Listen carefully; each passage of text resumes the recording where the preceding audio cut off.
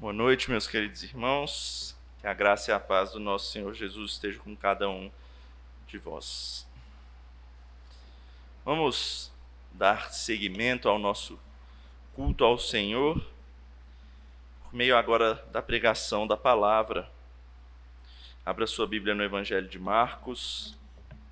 Vamos dar sequência à nossa exposição desse livro.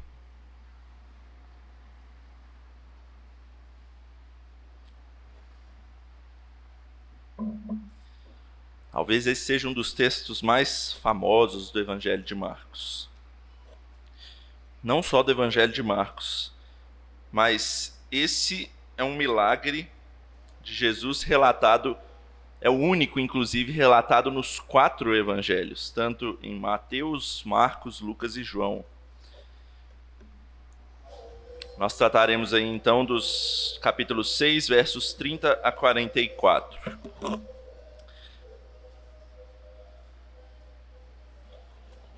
Mesmo sendo um texto conhecido, talvez você já tenha ouvido umas 10 pregações diferentes nele, não deixe de prestar atenção, ouça com fé, com atenção a leitura da palavra que eu vou fazer. A palavra de Deus, ela sempre nos edifica, mesmo com coisas que nós já sabemos, que não são novidade para nós, mas nós precisamos ser revigorados por ela. A partir do verso 30 do capítulo 6, a palavra de Deus diz assim: Voltaram os apóstolos à presença de Jesus e lhe relataram tudo quanto haviam feito e ensinado. E ele lhes disse: Vinde repousar um pouco à parte num lugar deserto, porque eles não tinham tempo nem para comer, visto serem numerosos os que iam e vinham. Então foram sós no barco para um lugar solitário. Muitos, porém, os viram partir e, reconhecendo-os, correram para lá a pé de todas as cidades e chegaram antes deles. Ao desembarcar, viu Jesus uma grande multidão e compadeceu-se deles, porque eram como ovelhas que não têm pastor. E passou a ensinar-lhes muitas coisas. Em declinando a tarde, vieram os discípulos a Jesus e lhe disseram: É deserto este lugar e já avançada a hora. Despede-os para que, passando pelos campos ao redor e pelas aldeias, comprem para si o que comer. Porém ele lhes respondeu: Dai-lhes vós mesmos de comer. Disseram-lhe: Iremos comprar 200 denários de pão para lhes dar de comer? E ele lhes disse: Quantos pães tendes? E de ver. E sabendo eles, responderam: 5 pães e 2 peixes. Então Jesus lhes ordenou que todos se assentassem em grupos sobre a relva verde. E o fizeram, repartindo-se em grupos de 100 em 100 e de 50 em 50. Tomando ele os 5 pães e os 2 peixes, erguendo os olhos ao céu, os abençoou, e partindo os pães, deu-os aos discípulos para que os distribuíssem, e por todos repartiu também os 2 peixes. Todos comeram e se fartaram, e ainda recolheram 12 cestos cheios de pedaços de pão e de peixe. Os que comeram dos pães eram 5.000 homens. Vamos orar? Pai querido, fala ao nosso coração nessa noite por meio da Tua palavra. Retira, ó Pai, tudo aquilo que tem nos atrapalhado, possa ser o cansaço, possa ser o nosso coração às vezes endurecido, possam ser coisas, ó Deus, que estejam tirando a nossa atenção. Nós pedimos ao Senhor que o Senhor, ó Pai, limpe tudo isso e nos deixe prontos para ouvir a Tua palavra, para ouvir a exposição dela e aprendermos mais do Senhor e sermos alimentados por Ti. É o que te pedimos nessa noite, no nome de Jesus. Amém. Meu irmão, você crê no sustento e na provisão do Senhor? Talvez você nunca tenha passado por uma situação realmente desesperadora em que não há o que fazer, em que você só espera: eu preciso de ajuda. Eu gosto da história de um homem de Deus que realmente confiou no sustento e na provisão do Senhor. É um homem chamado George Miller. Ele foi um missionário que ficou muito famoso porque ele cuidou de vários orfanatos ali na região onde ele vivia. E certa vez, num deles, pela manhã, ele acordou e ele foi avisado pelos cuidadores ali do orfanato que não tinha nada de comida. Absolutamente nada. A despensa estava vazia, não tinha dinheiro para comprar comida e as crianças não tinham então o que comer. A primeira reação de George Miller naquele momento foi receber aquela informação, falar: tudo bem, vamos ver uma solução. Ele volta para o seu quarto e ora. Ele então ora ao Senhor pedindo uma solução. A princípio a solução não veio. Ele se levanta, sai, e ele vê as crianças acordando, começando a se vestir e ir em direção ao refeitório. George então pediu para que elas fossem colocadas na mesa como sempre foram todas as manhãs, em todos os dias daquele orfanato. As crianças então foram colocadas ali à mesa, sentadas, pratos à frente, vazios, é claro. George Miller continuou orando e ele faz inclusive uma oração na frente das crianças, orando pela própria refeição. Ele orou ao Senhor para que abençoasse o alimento que eles comeriam, mesmo mesa e pratos vazios. Logo que ele terminou, ele pediu para que as crianças aguardassem um pouco. Poucos minutos depois da oração, alguém bate à porta. É o padeiro da região. E o padeiro então eles abrem a porta para o padeiro e ele diz assim: meu irmão, eu não consegui dormir essa noite toda, porque de alguma forma eu senti que vocês precisavam de pães. Então eu trouxe aqui para vocês.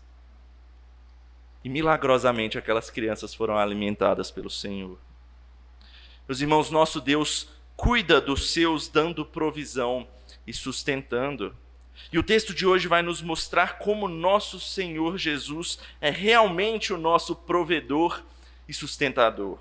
Mas mais do que isso, Ele é o Senhor que pega todo esse sustento e toda essa provisão que Ele dá a nós e Ele usa de uma maneira muito maior do que a gente imagina, poderosamente e soberanamente, porque Ele é o Salvador que nós necessitamos para a nossa vida inteira. E é isso que a gente tem que aprender com esse texto nessa noite, que a gente tem um Salvador que provê todo o necessário e nada nos falta, pois Ele rege poderosamente todas as coisas. Nós temos um Salvador que provê todo o necessário e nada nos falta, porque Ele rege poderosamente todas as coisas. A gente vai ver isso em 3 partes, justamente de cada um desses aspectos que Cristo mostra para nós: o de provedor, o de sustentador e o de Senhor e Salvador. Vejamos aí então, em primeiro lugar, que o Senhor Jesus, Ele é Deus provedor. E o que eu quero dizer com isso é que Ele nos dá e nos provê tudo aquilo que a gente necessita ter. Vamos ver, primeiro nos situar aí na história para ver como é que Jesus mostra isso para nós. Veja aí o verso introdutório de número 30, como é que o texto é apresentado para nós. Diz que voltaram os apóstolos à presença de Jesus e lhe relataram tudo quanto haviam feito e ensinado.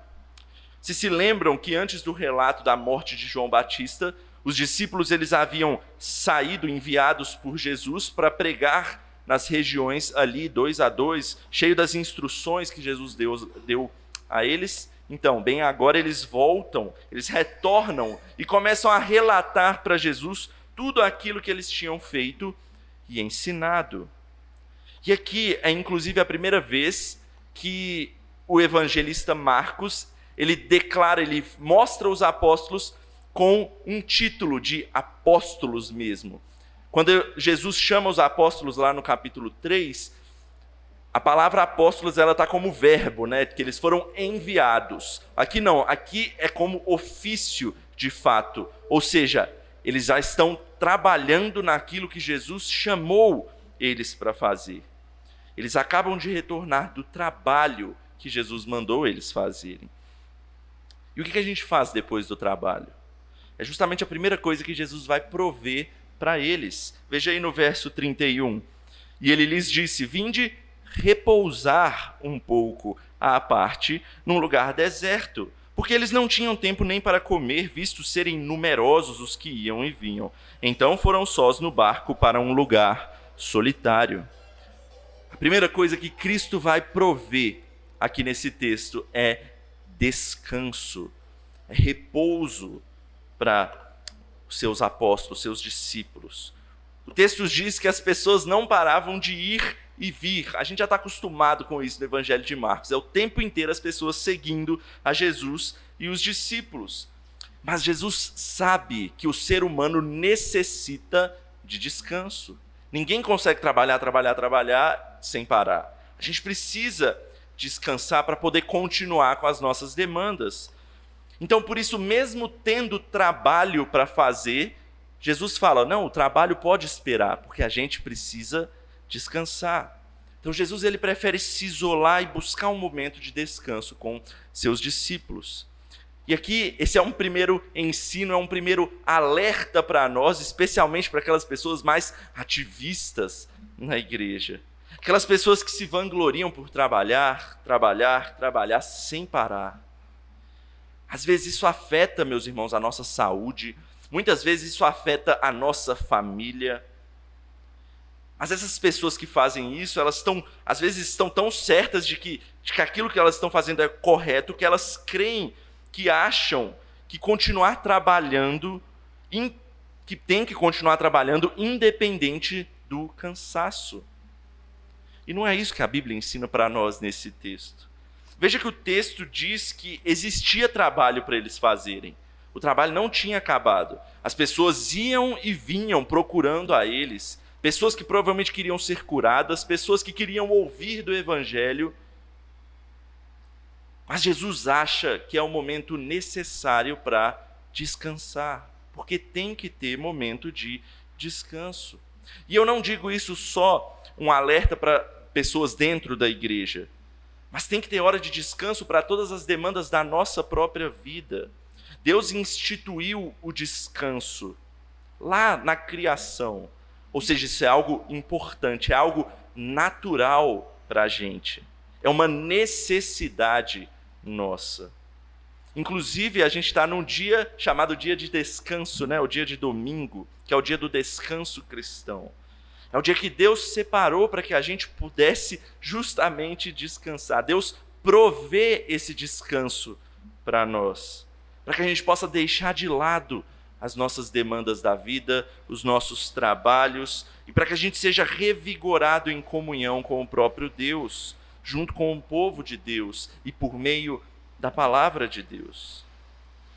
Vai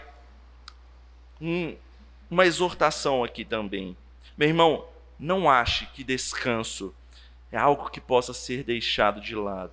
Ou pior, não ache que você não pode descansar porque você é tão importante que as pessoas precisam, que a igreja, que as coisas precisam funcionar com você e você não pode descansar por causa disso. Não ache isso, meu irmão. Pode ficar tranquilo. Você é dispensável no reino de Deus. Não estou falando que você não serve para nada, mas eu estou falando que para Deus não existem insubstituíveis. Não. O mundo gira, meu irmão, com a mão de Deus, tendo você ou não. E você pode ficar tranquilo com isso. Você pode descansar, porque Deus te proveu descanso. É uma necessidade que Ele está nos provendo aqui. Fique tranquilo com isso, meu irmão. Mas além do descanso, Jesus, o provedor que nós estamos vendo aqui, sabe que nós temos mais necessidades do que isso. Veja a continuação do texto no verso 33. Muitos, porém, os viram partir e, reconhecendo-os, correram para lá a pé de todas as cidades e chegaram antes deles. Ao desembarcar, viu Jesus uma grande multidão e compadeceu-se deles, porque eram como ovelhas que não têm pastor, e passou a ensinar-lhes muitas coisas. Parece um contraponto aqui, né? A gente acabou de falar de descanso. A gente acabou de ver que Jesus quis sair com os discípulos para descansar. E que o descanso é algo necessário e importante. Mas o texto nos mostra que Jesus foi para outro caminho. A multidão não estava dando esse descanso para Jesus. Eles reconheceram Jesus e os discípulos no barco, indo para o lugar onde eles foram, e eles saíram correndo atrás. O texto diz que eles foram correndo, mesmo a pé, ao redor ali do mar da Galileia, acompanhando o barco. E o impressionante é que o texto diz que alguns chegaram antes deles lá no local. A solução então era simples. Se eles chegaram antes, provavelmente eles viram do barco que eles já estavam lá. Qual que era a solução? Era só tocar o barco para outro lugar.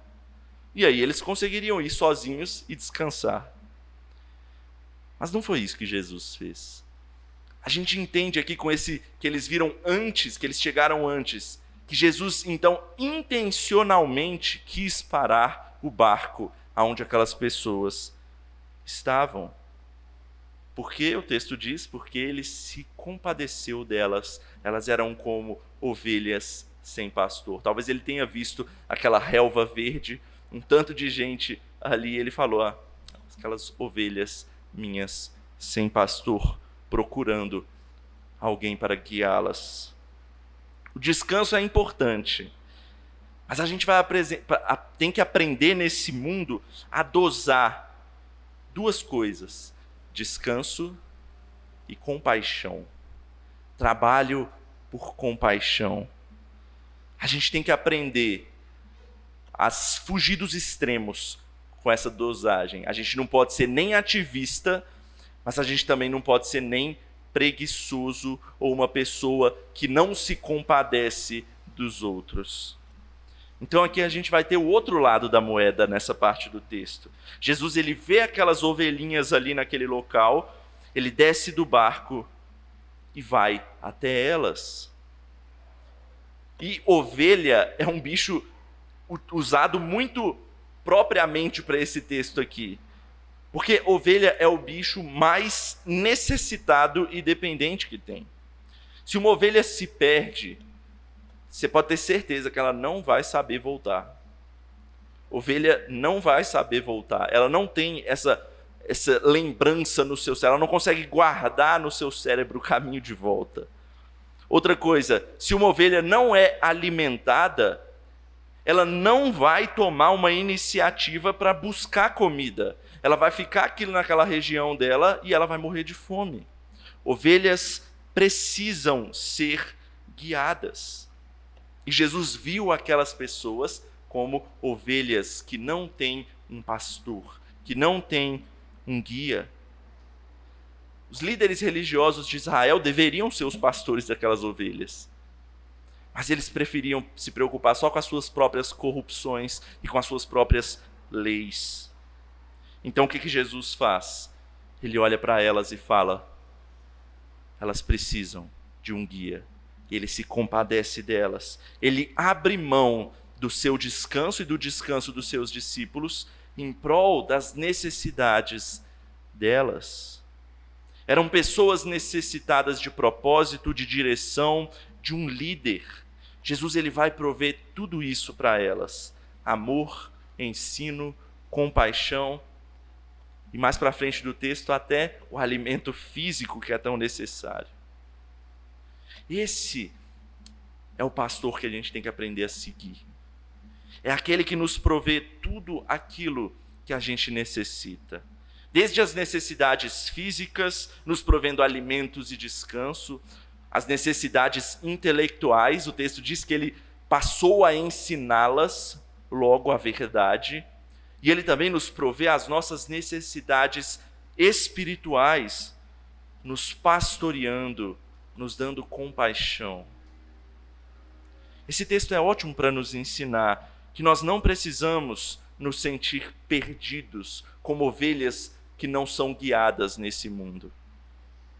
Nós temos um guia. A gente tem um pastor que a gente pode seguir, que a gente pode se colocar diante dele, porque ele cuida das nossas vidas todo o tempo. Deus nos provê todas as coisas que a gente necessita. Ele quer que a gente descanse não só fisicamente, mas que a gente descanse nele e em toda a provisão que ele nos promete, em toda a provisão que ele nos dá e tem dado a nós. A gente pode ficar tranquilo, você pode ficar tranquilo, meu irmão, porque Deus está cuidando desse mundo. Se esse mundo está girando e esse mundo não explodiu e acabou por causa das loucuras que os homens fazem, é porque a boa mão de Deus está segurando. Deus, ele está provendo para nós tudo aquilo que a gente necessita para a gente continuar em ordem nesse mundo. Isso tem muito a ver com o segundo ponto. Em segundo lugar, a gente vai ver que Jesus é também, além de provedor, o sustentador. E não é um sinônimo provedor e sustentador. Na provisão, a gente viu que ele ensina que ele cuida das nossas necessidades, ele nos provê aquilo que a gente precisa. Mas como sustentador, ele vai nos ensinar que tudo aquilo que a gente tem e tudo aquilo que ele nos dá, toda essa provisão, é suficiente para nós. Isso é o papel de sustentador dele. Veja aí a sequência da história, como é que ele vai nos ensinar isso. Verso 35 diz assim: Em declinando a tarde, vieram os discípulos a Jesus e lhe disseram: É deserto este lugar e já avançada a hora. Despede-os para que, passando pelos campos ao redor e pelas aldeias, comprem para si o que comer. Os discípulos, eles se mostram preocupados aqui. Preocupados com as provisões daquelas pessoas. Eles estavam em um lugar deserto, vazio, isolado, de onde as comunidades próximas residiam. Eles estavam longe das cidades. Então, em breve ia anoitecer e eles não teriam o que comer. A solução que vem à mente dos discípulos logo é: Jesus, é melhor a gente despedir essas pessoas o mais breve possível, para que dê tempo, aproveitar que ainda está claro, para que dê tempo delas voltarem e durante o caminho elas conseguirem se alimentar, conseguirem ver aonde arranjar comida. Mas não é a solução que vem à cabeça de Jesus. Porque quando Jesus provê, ele faz por completo. Se ele parou ali para cuidar daquelas ovelhas sem pastor, quer dizer que Jesus, ele tomou aquelas ovelhas por responsabilidade dele. E ele vai cuidar delas. É por isso que, em seguida, ele vira para os discípulos e faz até uma pergunta curiosa para eles. Uai, por que vocês não dão de comer a elas?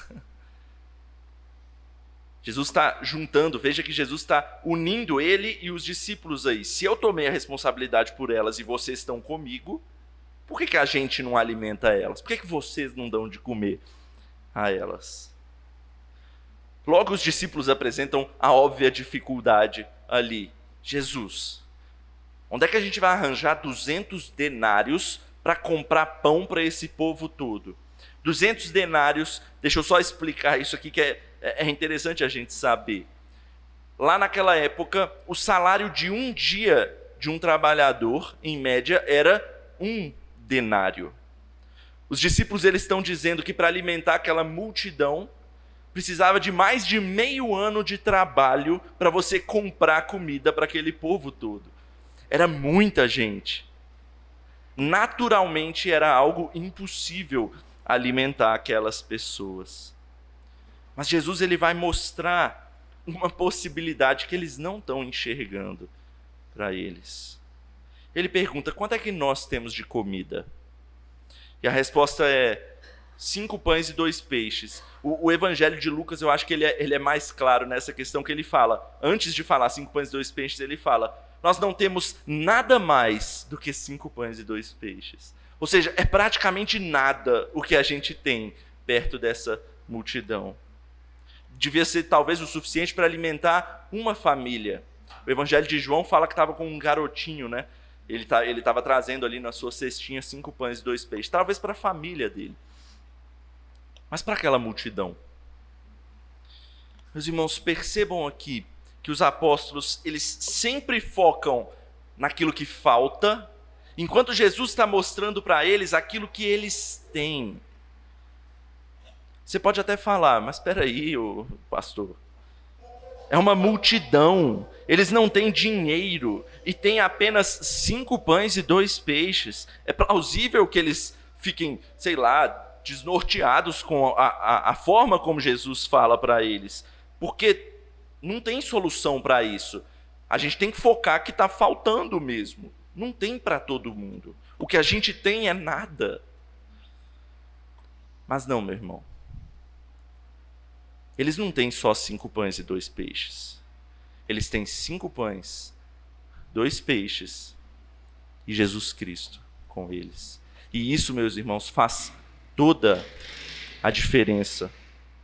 Aquilo que você tem é suficiente se você tiver Jesus Cristo contigo.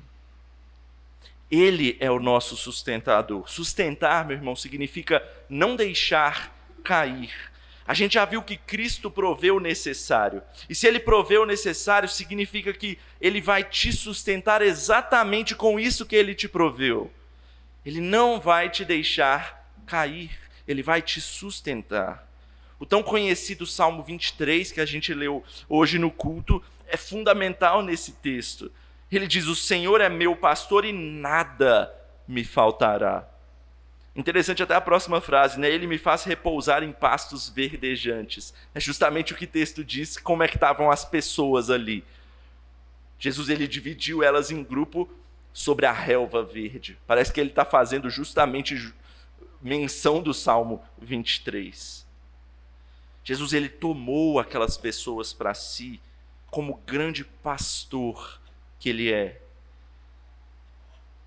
Ele mandou elas se assentarem sobre a relva verde, como se ele estivesse falando: podem repousar sobre os pastos verdejantes, porque eu estou preparando o sustento. É exatamente como se ele estivesse dizendo isso. Eu vou sustentar vocês. Quando ele diz que nada me faltará no Salmo 23, significa que a gente não precisa sentir falta de nada. Ou como a banda do momento aí, né, Projeto Sola, ela canta em uma de suas músicas sobre esse salmo, eles dizem assim: se o Senhor é o meu pastor, aquilo que eu não tenho, eu não preciso. Eles traduziram muito bem o que esse salmo quer dizer. Não é só que nada vai me faltar, é que aquilo que eu já tenho é suficiente para mim. Falta esse entendimento muitas vezes para a gente de que Jesus, ele é o nosso sustentador. A gente tem dificuldade de agradecer muitas das coisas que a gente tem, mas a gente tem uma facilidade imensa de reclamar daquilo que a gente acha que nos falta. A gente gosta de falar daquilo que a gente precisa, daquilo que a gente quer. Mas Jesus está mostrando para a gente aqui: se você tem a mim, você tem tudo aquilo que você precisa. Você tem o suficiente para você. Vamos parar de reclamar das coisas que a gente acha que faz falta para a gente. E vamos começar a perceber quantas coisas Deus já nos tem dado. E a gente esquece até de agradecer ao Senhor por essas coisas. Vou dar um exemplo hipotético aqui para nos ajudar a ver além do que os olhos veem, a ver aquilo que os discípulos não estavam conseguindo ver. Alguém poderia, por exemplo, dizer assim: mas Lucas, na minha casa não tem comida. Eu olho para a panela e não tem 2 grãos de arroz ali. O que eu faço? Eu não tenho dinheiro. Eu não tenho, sei lá, Jesus aqui na minha frente para fazer um milagre. O que eu faço? Meu irmão, você olhou errado. Você tem uma panela, você tem 2 grãos de arroz, mas você tem também todo o corpo de Cristo aqui que é a igreja dele, que age por meio dele nessa terra, prontinho para te ajudar. Esse é exatamente o mesmo erro que os discípulos cometeram aqui nesse texto. Eles olham e focam naquilo que eles não têm. E Jesus está chamando a gente para olhar para aquilo que a gente já tem. E a gente tem a Ele mesmo, agindo sobrenaturalmente muitas vezes. Porque a gente sabe que Jesus muitas vezes faz milagres e milagres nesse mundo. Talvez não seja a forma mais corriqueira dele agir, mas ele age muitas vezes assim. Mas a maioria das vezes ele age também por meio da sua igreja. E muitas vezes ele age diretamente no nosso coração, por meio do seu Espírito Consolador que ele nos deu. A gente tem que confiar de que ele é o nosso sustentador. E ele nos dá tudo aquilo que a gente precisa. Se a gente não tem, ele está dizendo para nós, você não precisa disso então. Porque quando você tem a mim, você já tem tudo. Na verdade, eu diria que isso é ter até mais do que a gente precisa. E a última lição desse texto vai nos mostrar isso, que nós temos um Salvador que rege poderosamente todas as coisas, nos dando muito mais do que pedimos ou pensamos, e na verdade do que a gente nem merece. A história continua, e Jesus pede para que os discípulos organizem o povo sobre a relva, dividindo-os em grupos ali de 100 em 100, de 50 e 50. Eu não sei se você se lembra, mas essa é uma clara memória ao que aconteceu lá no Êxodo. Quando o povo foi para o deserto com Moisés, o que Moisés fez com o povo enorme que tinha ali? Ele dividiu da mesma forma, em grupos de 50 e de 100. Além disso, quando a gente ouviu um pouco atrás no nosso texto, que Jesus olhou para aquelas pessoas como ovelhas que não têm pastor, isso remete à forma como os profetas do Antigo Testamento olhavam para o povo de Israel. Hoje, durante o culto, a gente lê o texto de Ezequiel, e Ezequiel está mostrando justamente isso. Ele estava falando justamente uma profecia que vê o povo como ovelhas que não tinham pastor. Marcos está deixando claro aqui para nós no Evangelho que Jesus ele não é um homem qualquer, ou um homem um pouco mais sábio, ou que tem um poder ali superior, só isso. Não, ele está lembrando para nós que Jesus se assemelha aos profetas do Antigo Testamento. Ele está lembrando até do maior dos profetas do Antigo Testamento, que é Moisés. O que Marcos está fazendo para nós, e que ele vai mostrar aqui para nós no texto, é que Jesus Cristo ele é um profeta maior do que todo o Antigo Testamento. Veja aí a partir do verso 41. Tomando ele os 5 pães e os 2 peixes, erguendo os olhos aos céus, abençoou, e partindo os pães, deu-os aos discípulos, para que os distribuíssem. E por todos repartiu também os 2 peixes. Todos comeram e se fartaram, e ainda recolheram 12 cestos cheios de pedaços de pão e de peixe. Os que comeram dos pães eram 5.000 homens. Jesus ele pega aqueles 5 míseros pães e 2 peixes. Ele ora, os abençoa e age poderosamente ali. Essa cena te lembra algo? Algo que acontece mensalmente aqui na igreja, por exemplo. Sim, a ceia. Veja como os atos de Jesus são parecidos aqui. Ele toma o pão, ele dá graças, ele reparte o pão, ele entrega aos discípulos para que ele seja distribuído. Eu quero que você, na próxima vez que você participar da ceia do Senhor, você se lembre disso aqui. A ceia, ela é mais do que um memorial da obra redentora de Cristo. Tem muita gente que diz que a ceia é só para lembrar daquilo que Cristo fez. Meu irmão, a ceia é muito mais do que isso. Quando a gente participa da ceia, a gente realmente participa de uma refeição. É claro que ela não vai encher a nossa barriga, porque ela é só um ato simbólico. Mas ela enche verdadeiramente o nosso coração, porque ela é uma refeição espiritual. Nesse sacramento a gente é revigorado, a gente é abençoado por Jesus Cristo. A gente não só se lembra dele, não, é mais do que isso. Ela realmente nos lembra da morte de Cristo na cruz e com isso o perdão dos nossos pecados. Mas nos lembra que a partir disso, nós fomos feitos filhos de Deus e nós ganhamos aí a possibilidade de assentar-nos à mesa do Senhor e comer e nos fartar do alimento espiritual que é a sua palavra. A ceia demonstra a vívida graça da obra sustentadora de Jesus nas nossas vidas. Hoje, até hoje, ele cuida do seu povo. Na sequência do texto, então, aí tem um milagre de fato que acontece. 5 pães e 2 peixes se tornam alimento para toda uma multidão. Marcos diz 5.000 homens. E a palavra no grego aí é homem do sexo masculino. Ou seja, é 5.000 homem de homem só. Ele não está contando mulheres e crianças. Inclusive, no Evangelho de Mateus, no relato, fala assim, 5.000 homens, sem contar mulheres e crianças. Ou seja, estima-se que tivessem pelo menos ali umas 15.000 pessoas. A conta deve ser mais ou menos assim, 5.000 homens, provavelmente o mesmo número de mulheres, e criança a rodo, talvez mais do que 15.000, porque criança é o que não falta. Era muita gente para ser alimentada.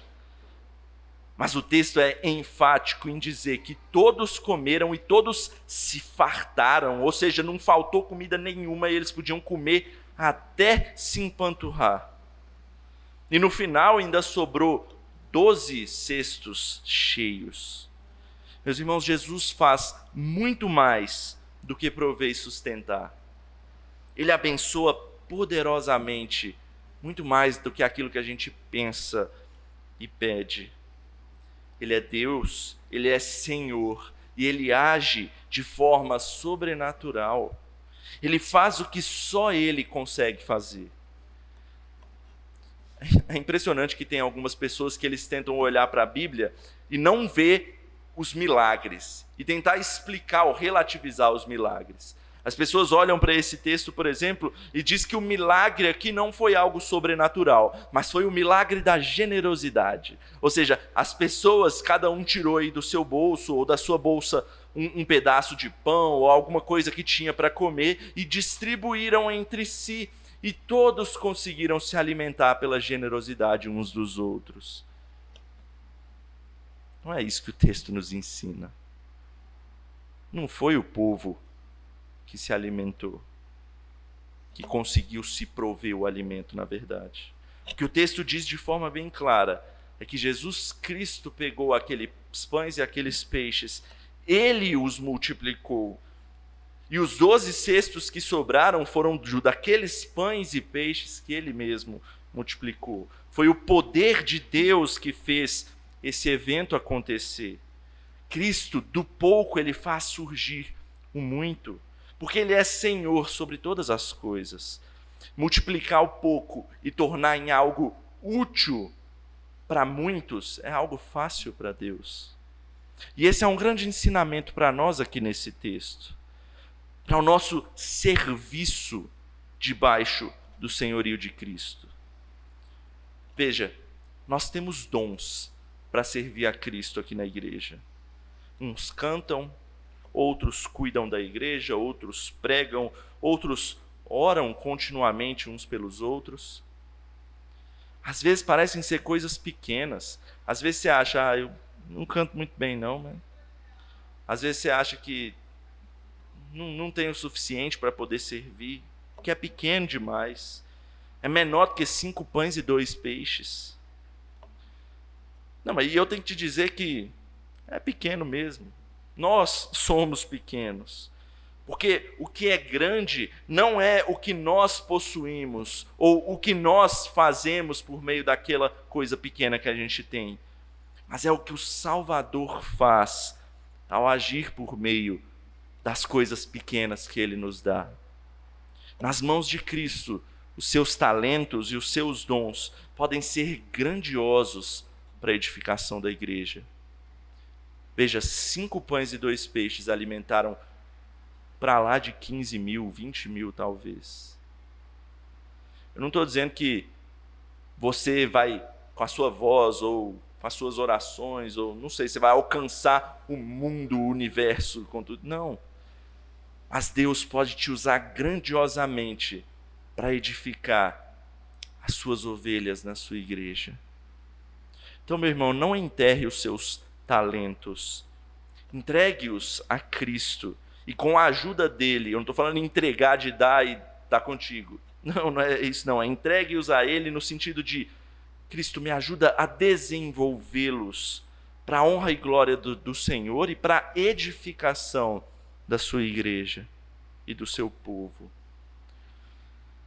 Nós somos realmente muito pequenos, não temos muito a oferecer, mas Deus gosta de trabalhar em coisas pequenas e a partir dessas coisas pequenas fazer coisas grandiosas. Lembre-se de uma coisa nessa história. Nós somos como os discípulos de Jesus aqui. Nós somos as mãos que Jesus quis utilizar para levar o alimento ao povo.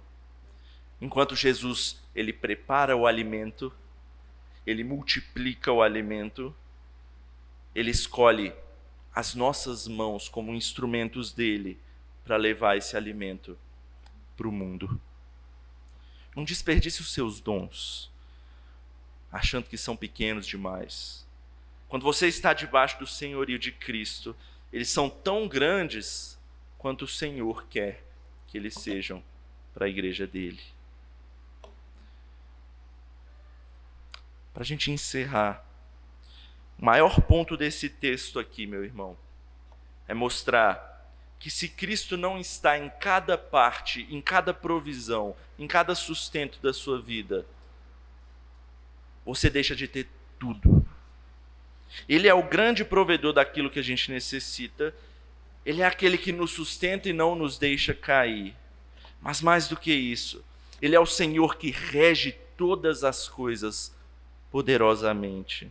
E é isso que faz diferença no cristianismo. Porque provisão e sustento, as pessoas podem achar por aí, o governo, instituições de caridade, outras religiões. Mas só o Senhor Jesus Cristo é o Senhor de todas as coisas.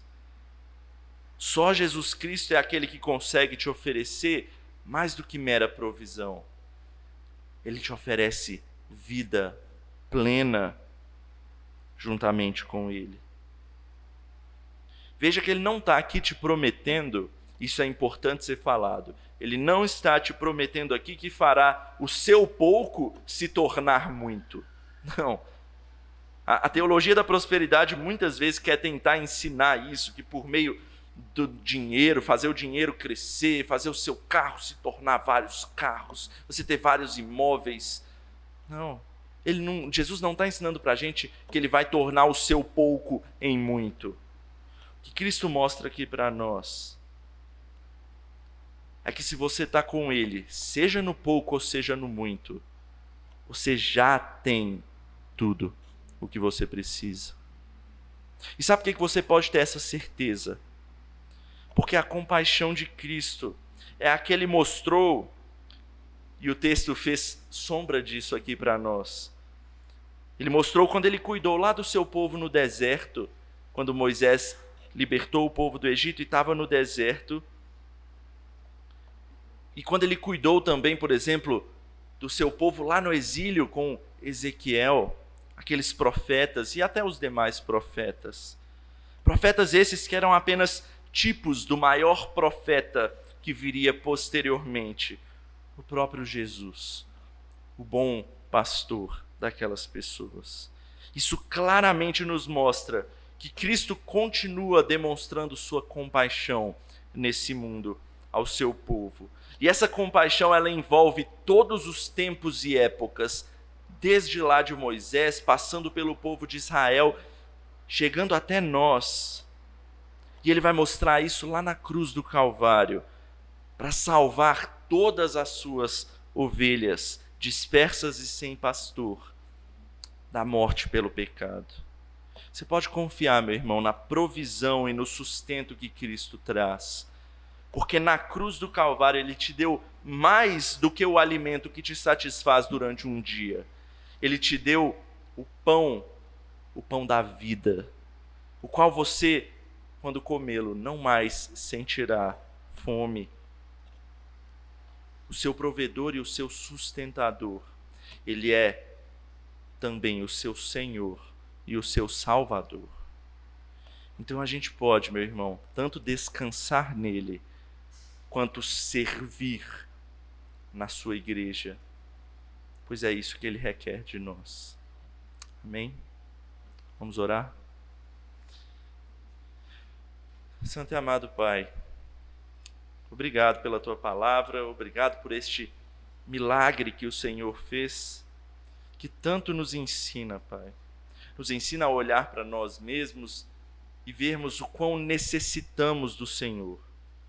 Necessitamos da tua provisão, necessitamos do teu sustento e necessitamos do Senhor conduzindo e pastoreando as nossas vidas. Cuida de nós, Pai. É o que nós pedimos, para que possamos te servir cada vez melhor. No nome de Jesus oramos. Amém.